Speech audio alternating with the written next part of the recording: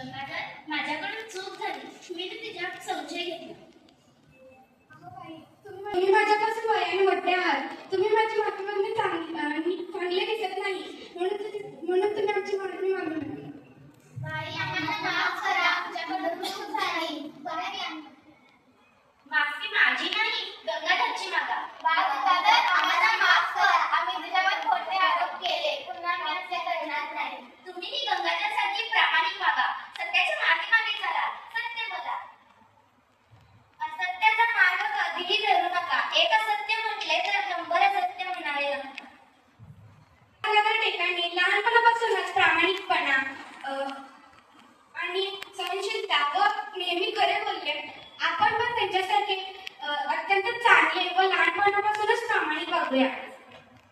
केलं आणि एक चांगल्या प्रकारची प्रेरणा तुमच्यामध्ये निर्माण होण्यासाठी तुम्हाला सुंदर पद्धतीनं त्या ठिकाणी त्यांनी माहिती सांगितली.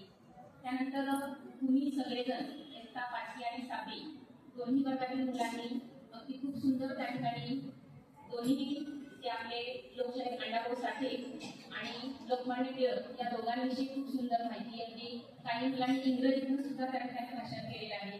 या सर्वांचे मी आभार मानते.